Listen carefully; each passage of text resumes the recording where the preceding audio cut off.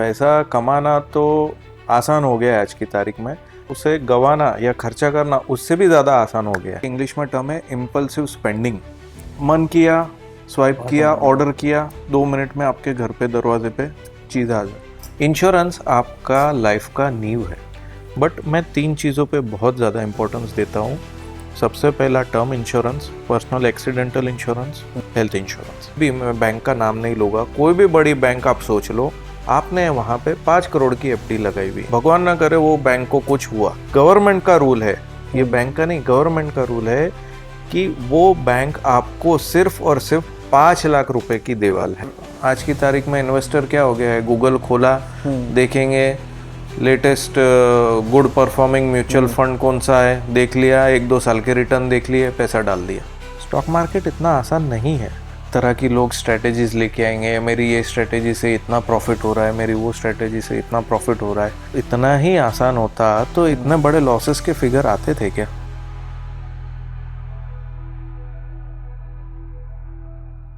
Hello, नमस्ते, नमस्कार। आप सभी का स्वागत है मेरे इस पॉडकास्ट में जिसका नाम है टॉक्स विद रोनित।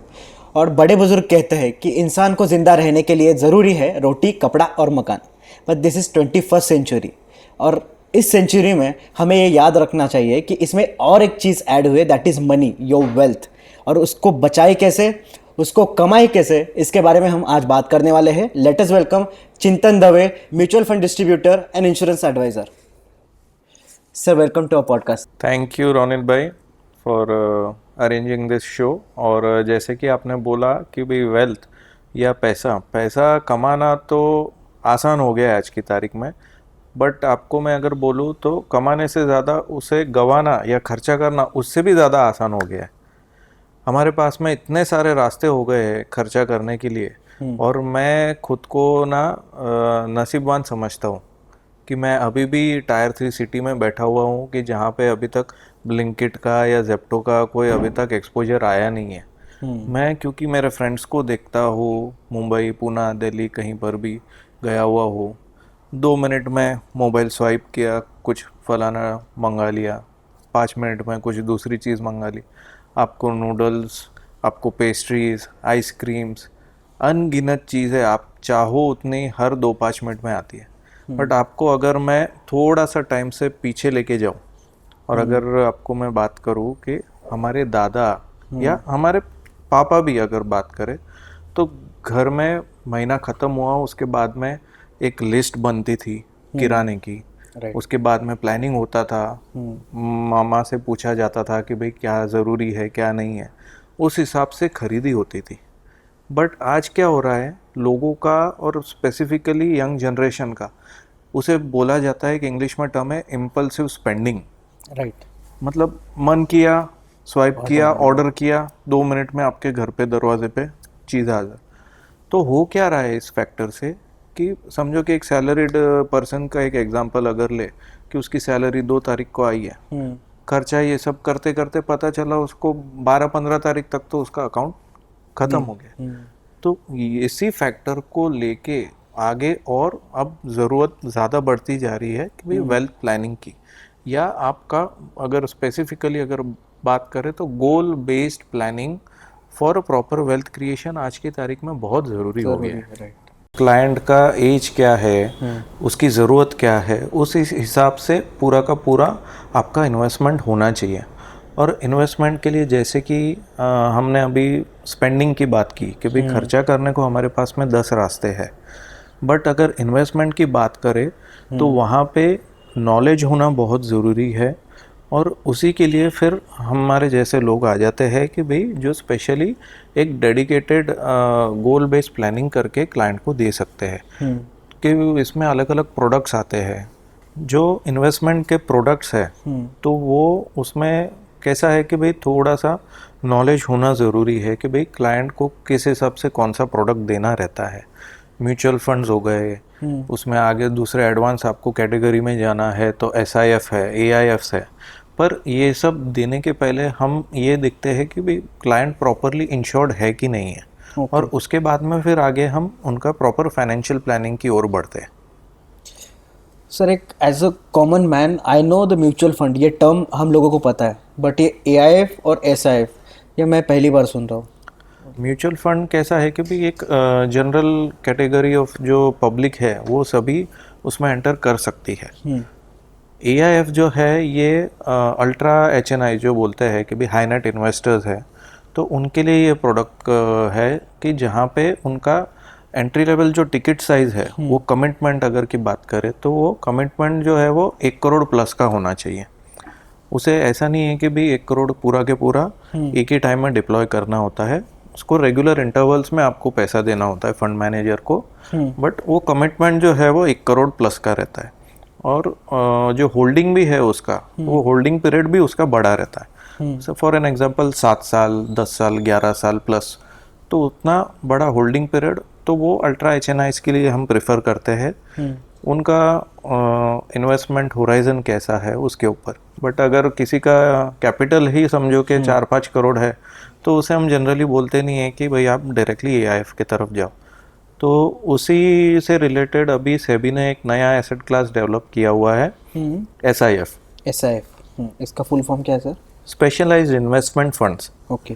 वो यहाँ क्या किया है सेबी ने, जो पूरा कैपिटल मार्केट्स और इसको ऑब्जर्व करता है, रेगुलेट करता है, कि भाई ये एसेट क्लास जो है PMS होता था, पोर्टफोलियो मैनेजमेंट सर्विस, और रेगुलर म्यूचुअल फंड्स अपने, इन दोनों के बीच का जो गैप है वो गैप फिलअप करने के लिए, क्योंकि PMS में भी जैसे हमने AIF में देखा कि वहाँ पे कमिटमेंट जो था वो 1 करोड़ प्लस का, तो वैसे PMS में जो है वहाँ पे कमिटमेंट 50 लाख प्लस का था। तो वहाँ पर भी तकलीफ आती थी कि भाई बहुत से इंटरेस्टेड इन्वेस्टर्स रहे बट उतना बड़ा कैपिटल वो डाल नहीं सकते हैं। तो स्पेशलाइज्ड इन्वेस्टमेंट फंड्स जो अभी आ रहा है, ये नवा एसेट क्लास, इसकी कमिटमेंट जो है वो कम से कम सिर्फ 10 लाख रुपए है। Only 10 lakhs? हाँ। तो यहाँ पे दो चीज़ें वर्कआउट हो रही है। एक तो सेबी का ये मानना है कि PMS और रेगुलर म्यूचुअल फंड्स के बीच का जो गैप है वो कम करना है। और दूसरा जो फैक्टर जो रेगुलरली आप न्यूज़ चैनल्स में यहाँ वहाँ सब जगह देख रहे होंगे कि भाई आज की जनरेशन रेगुलर स्टॉक मार्केट में या फ्यूचर एंड ऑप्शंस ट्रेडिंग में बहुत ज़्यादा लॉसेस कर रही हैं। राइट।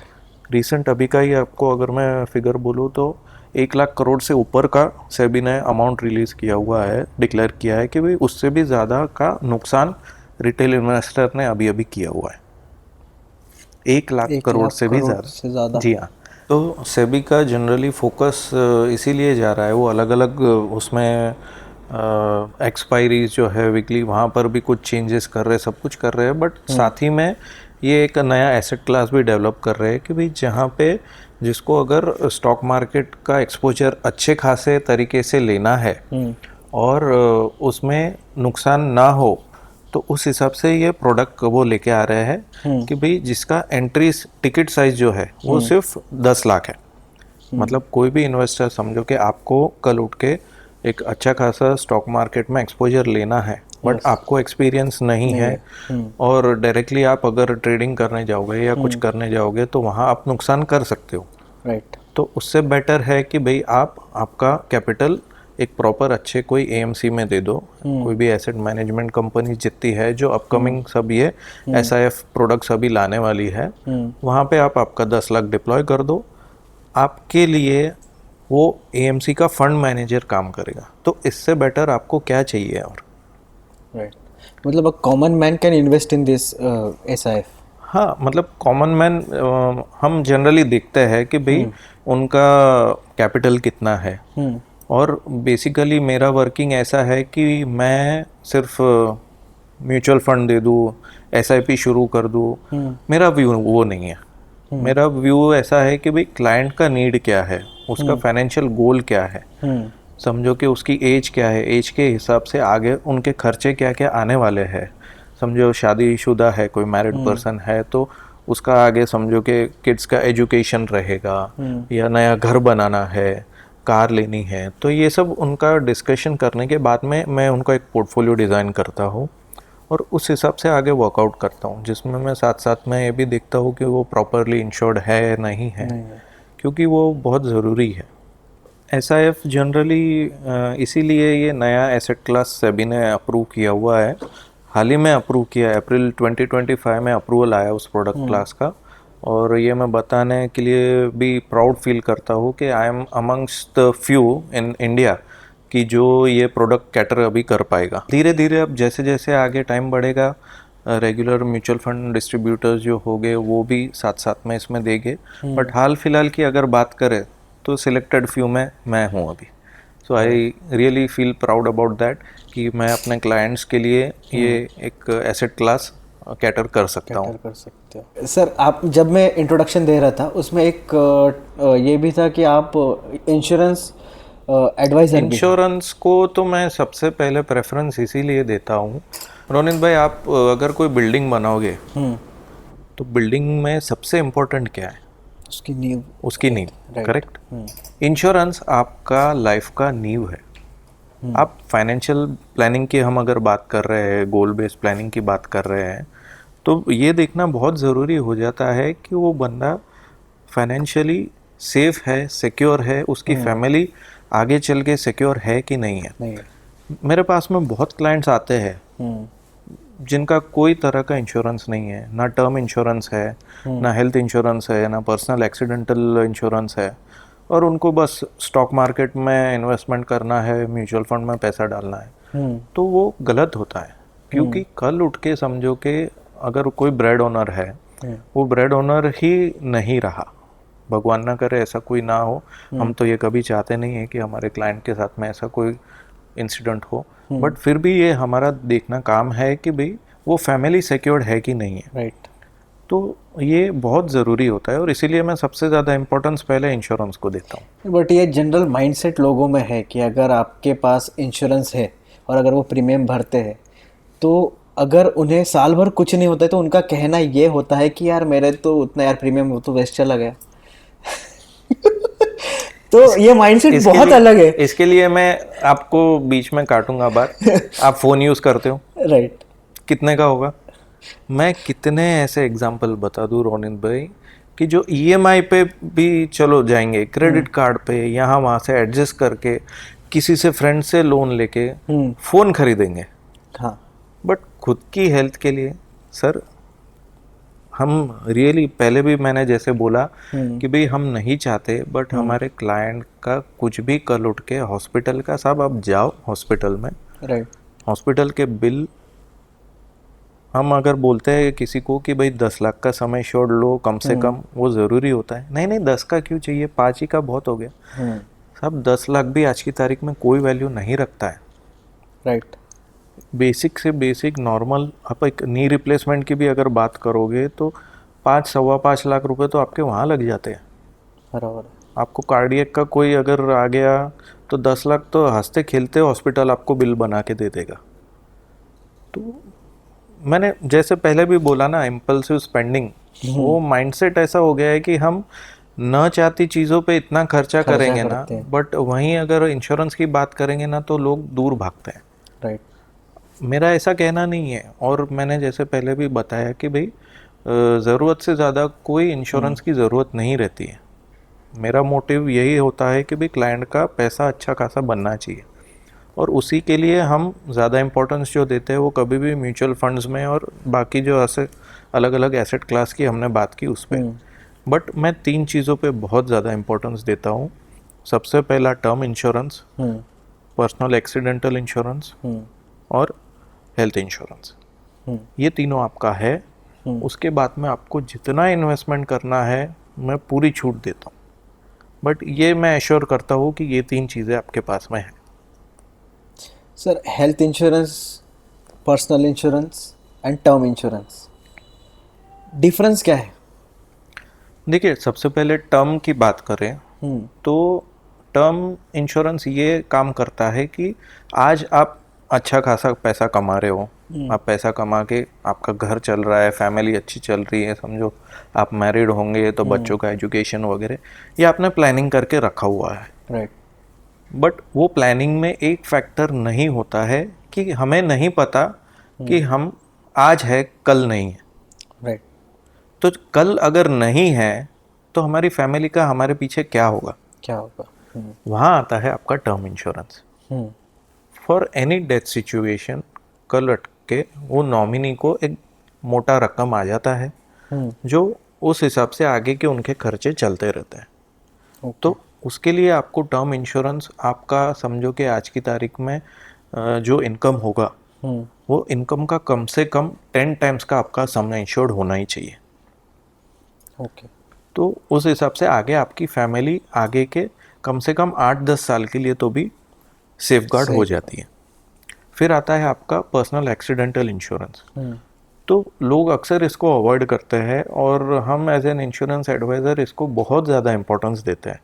उसका रीज़न ये है कि टर्म इंश्योरेंस ये आपको तब काम आएगा जब अगर भगवान न करे क्लाइंट को कुछ होता है, बट क्लाइंट कभी भी ये सिचुएशन के लिए नहीं सोचता कि कल उठ के समझो कि कोई एक्सीडेंट हुआ जिसके कारण मुझे 5 महीने 6 महीने बेड रेस्ट आया। बहुत सी बार सिचुएशन ऐसी भी होती है कोमा में चल जाते कोमा हैं में, यस। एक्सीडेंटल में, हमने बहुत सी बार सुना हुआ है। तो टर्म इंश्योरेंस आपका उस वक्त तो काम नहीं आएगा। इंश्योरेंस कंपनी आपको बोलेगी कि हमने तो ये डेथ सिचुएशन के लिए बोला हुआ है। राइट। वहाँ काम आता है आपका personal accidental insurance. Personal accidental insurance इतने अलग अलग तरह के बहुत ही अच्छे प्रोडक्ट्स आ गए हैं कि जहाँ पे आपको आपका जो इनकम है उस इनकम के हिसाब से कल उठ के हॉस्पिटलाइजेशन आया, बेड रेस्ट आया, तो बेड रेस्ट के टाइम पे आपको समझो कि 6 महीना बेड रेस्ट आ गया, तो आपको इंश्योरेंस कंपनी वो 6 महीने के लिए आपको कंपेंसेशन देगी आपके इनकम के हिसाब से। ओके। हाँ, वो ऐसे बहुत से अलग अलग फीचर्स है उसमें, जिसमें आपके समझो कि बच्चे अगर हो गए तो बच्चों के एजुकेशन के लिए अलग से पैसा उन्होंने संभाल के रखा हुआ होता है। ओके। और आपका देखिए हेल्थ इंश्योरेंस में आप बहुत से क्लाइंट हमको ये सामने क्वेश्चन अराइज करते हैं कि भाई सर मेरा तो मेडिक्लेम है, हेल्थ इंश्योरेंस है, तो फिर मुझे इस चीज़ की क्यों ज़रूरत है? आपका हेल्थ इंश्योरेंस आपके हॉस्पिटल के खर्चे को कवर करेगा, बट आप अगर हॉस्पिटल का खर्चा कंप्लीट करने के बाद में घर पे आ गए, बेड रेस्ट पे हो, 6 महीने तक कोई बंदा अगर कोई सैलरीड होगा, उसका तो समझो कि जॉब सैलरी कौन सी कंपनी आपको ज़्यादा से ज़्यादा 1 महीने का सैलरी देगा, उसके बाद में बोलेगा कि जब आप ज्वाइनिंग करोगे तब आपको सैलरी स्टार्ट होगा। बाकी के 5 महीने का आपका लोन का ईएमआई अगर होगा तो वो चालू होगा, आपके बच्चों की स्कूल फीस होगी तो वो चालू होगी, आपके घर के खर्चे वो सब चालू हो गए। तो ये सब का सोचते हुए इंश्योरेंस कंपनी ये प्रोडक्ट्स लेके आई हुई है कि जहाँ पे आपको इनकम के हिसाब से आपका कंपेंसेशन हर हफ्ते आते ही रहेगा। सर इंश्योरेंस से थोड़ा शिफ्ट होते हैं इन्वेस्टमेंट की तरफ, जैसे उसमें कुछ टर्म्स है एसआईपी एंड आपने भी बोला एसडब्ल्यूपी, जिसका मुझे पता नहीं है, बट ये होता क्या है, हाउ डज इट वर्क? आप एसआईपी तो दिन का 100 रुपये से भी आप शुरुआत कर सकते हो, minimum 100 rupees daily, minimum 100 rupees, पर वो उसका पावर बहुत अलग है। आप 100 रुपये मतलब आप अगर बोलोगे कोई गुटखा खा रहा होगा, मावा पूड़ी खा रहा होगा, कोई सिगरेट, उनको जाके पूछो उनका दिन का खर्चा कितना है। राइट। तो 100 रुपये कोई वैल्यू, पर 100 रुपये यहाँ आप अगर इन्वेस्ट कर रहे हो तो वो 100 रुपये आपका साल का 36,500 रुपये अमाउंट जमा हो जाता है, तो वो वैल्यू ऐसे पता नहीं चलती है। राइट। एसआईपी से आप धीरे धीरे धीरे धीरे वो आपके ऊपर है कि आपको हर महीने डालना है, हर हफ्ते डालना है, हर दिन डालना है, हर तरह के ऑप्शंस रहते हैं, और उसमें आपको अलग अलग तरह की मोबिलिटी या लिक्विडिटी बोलो तो वो सबसे ज़्यादा है। और इसी का कारण है, यही सब फैक्टर्स जो है वो क्लाइंट के फेवर में इतने ज़्यादा होने के रीज़न से ही आप अगर फिगर्स देखोगे, अगर रिसेंटली फिगर की मैं बात करूँ तो हर महीने करीब 27,000 करोड़ से भी ज़्यादा का अमाउंट हर महीने आ रहा है अंडर म्यूचुअल फंड। यस, वो और बढ़ना है, ये अमाउंट से आप सरप्राइज मत हो, ये और बढ़ने ही वाला है। सो ये एसआईपी जो है ये आपका एक छोटा छोटा, वो अपने बड़े बुजुर्ग बोल के गए ना, बूंद बूंद से घट भरता है। आपका एसआईपी जो है वो बूंद बूंद है, वेल्थ क्रिएशन आपको करना है, घट भरना है, एसआईपी से आपका घट भर जाएगा।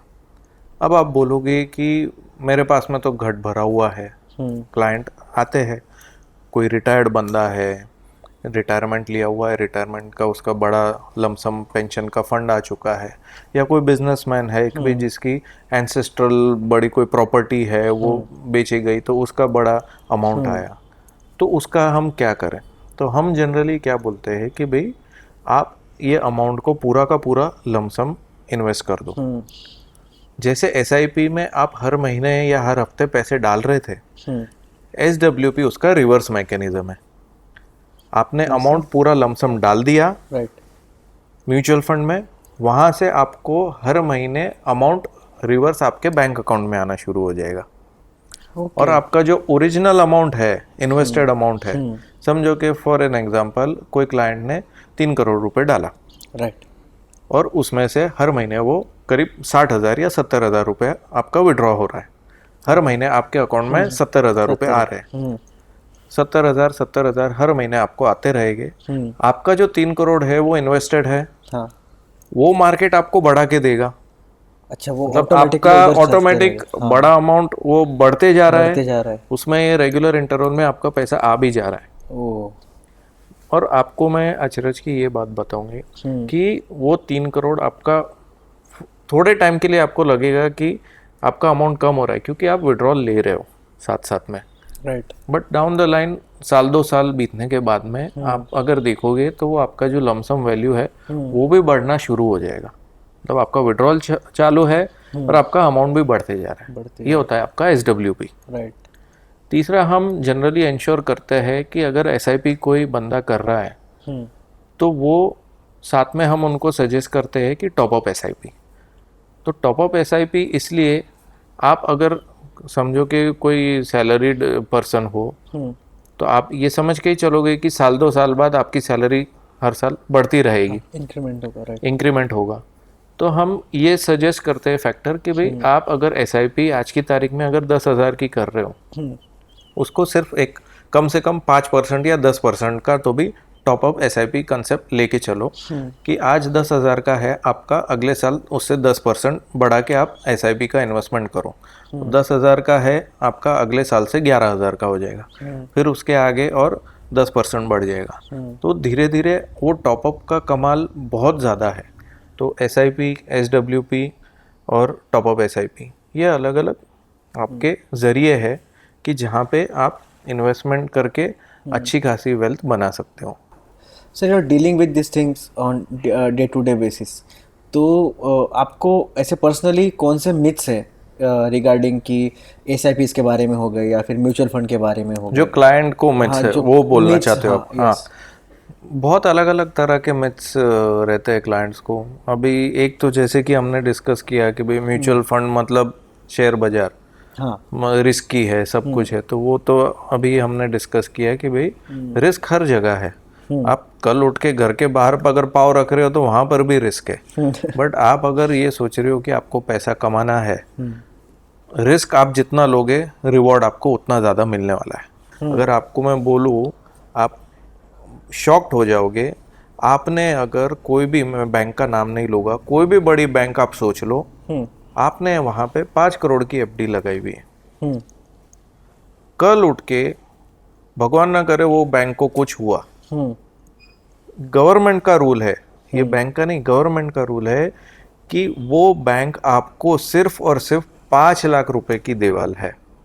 वो भी आपको वो एक कमिटमेंट लिख के देंगी, एक बॉन्ड लिख के देंगी कि आपको इतने इतने इंटरवल में वो पैसे मिलेंगे। आपको पूरे के पूरे 5 लाख भी एट ए टाइम नहीं मिलने वाले, ओनली 5 lakhs। FD में भी आपका रिस्क है। तो अगर FD के जैसे या उससे ज़्यादा आपको कहीं और रिटर्न्स अगर मिल रहे हैं, आपका उसमें टैक्स में भी अगर पैसा बच रहा है, राइट, वो धीरे धीरे लोगों को समझ में अब आ रहा है। जनरली तकलीफ क्या हो जाती है, नॉर्मल रेगुलर आज की तारीख में इन्वेस्टर क्या हो गया है, गूगल खोला, देखेंगे latest good performing mutual fund कौन सा है, देख लिया, 1-2 साल के रिटर्न देख लिए, पैसा डाल दिया। फिर आते हैं म्यूचुअल फंड के लिए, आप इतने गुण गाते हो, म्यूचुअल फंड ऐसा, म्यूचुअल फंड वैसा, पर मैंने तो 2 साल से पैसा डाला हुआ है बट उसमें कुछ प्रॉपर रिटर्न दिख नहीं रहे हैं मुझे। तो सबसे पहले मैं बोल दूँ कि आपको अगर 1-2 साल के लिए है तो म्यूचुअल फंड की उसमें कैटेगरी रहती है, आपने किस में पैसा डाला हुआ है। दूसरा फैक्टर आता है कि जैसे हमने शुरुआत में बात की थी, इम्पल्सिव स्पेंडिंग, वो माइंडसेट हो गया है रोनित भाई आज की जनरेशन का, कि जैसे फटके में हर चीज़ हो रही है ना, वैसे लोगों को आज की तारीख में फटके में पैसा भी चाहिए है। वो माइंडसेट गलत है। वो माइंडसेट लेके हमारे पास में, पर्टिकुलरली मेरे पास भी, क्योंकि मैं स्टॉक मार्केट के क्लासेस भी लेता हूँ, तो उस हिसाब से स्टूडेंट्स भी आते हैं कि सर ऐसी स्ट्रेटेजी बताओ जो हमको तुरंत पैसा कमा के देते। मैं मना कर देता हूँ कि अगर वो माइंडसेट से आप आ रहे हो तो मत आओ। अलग अलग तरह की लोग स्ट्रेटेजीज लेके आएंगे, मेरी ये स्ट्रेटेजी से इतना प्रॉफिट हो रहा है, मेरी वो स्ट्रेटेजी से इतना प्रॉफिट हो रहा है। इतना ही आसान होता तो इतने बड़े लॉसेस के फिगर आते थे क्या?